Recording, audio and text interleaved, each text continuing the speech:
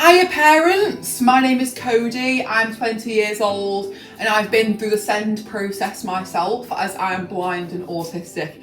And today I'm going to be talking about how to behave within meetings about your child's EHCP. It could be an annual review, it could just be a general meeting with those arseholes that we call the local authority. Not all of them are arses, but most of them don't care about your child. That is what I have found, and that is what, a lot of people have found. All the local authority care about is the pot of money that has been assigned to your child and how cheap they can get things to be. And that is the harsh reality of it all.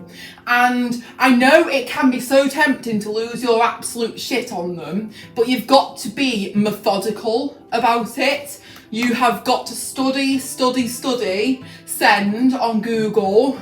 You have got to literally, with credible sources, learn as much as you can about it so you can use that in the meeting. For instance, they were trying to take my EHCP away from me, but your child is entitled to an EHCP, an Education, Health and Care Plan, until the age of 25 years old in the UK, and they should have it until they are 25. The only reason why they'll take your EHCP is to save money.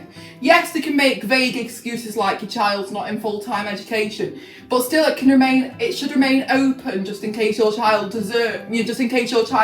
wants to re-enter education. So also, if your child's had a private autism or ADHD assessment, I've spoken to a lot of families, and I've had that problem myself, where they will not add autism or ADHD to your EHC plan, and it's completely unacceptable because a private diagnosis is a diagnosis. It is just as valid as an NHS diagnosis, so do not stand for it when they say we are not adding it. I called out my SEND worker yesterday. I've been trying to get autism added to my EHCP for years upon years, in annual reviews, in meetings, and they will not add it and they will not update it. And I was persistent. I have been sending emails, and in the meeting it doesn't take you to actually scream at them, because if you've screamed at them and if you've shouted at them, they've automatically won. They can say you are being aggressive and that can give them an excuse to shut you down. Literally say to them very quietly, that is not good enough. Like, advocate for your child, and you are your child's biggest advocate with autism and neurodiversity or any disability. And you know your child better than these plonkers, like, honestly.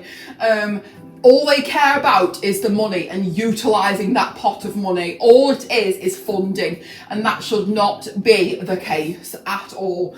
And I said that it's not good enough that you're not adding autism to my EHCP. This EHCP needs updating. My speech and language and occupational therapy reports are very old and they need updating. And yeah, they will try and use outdated sources, I found, and you've got to push the local authority to do absolutely everything, and they can never just do something without you having to push that on them first.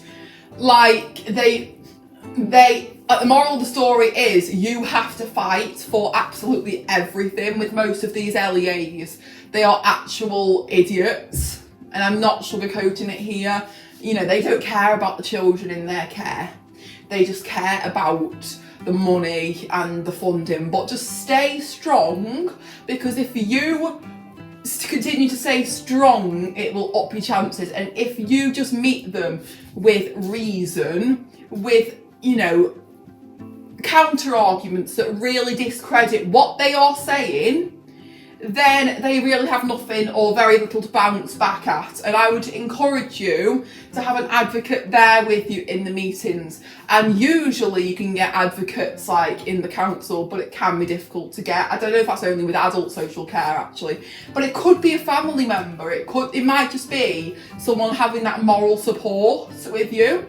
But if you can afford like an independent advocate, then I would really encourage you to do that. Or someone at your child's school that might be on your side, or a social worker, or things like that. So that is my advice for entering and navigating EHCP meetings and meetings with your local authority. This can go for any disability, not just neurodiversity. So thank you so much for watching, everybody, and I'll see you in the next video. Keep sparkling.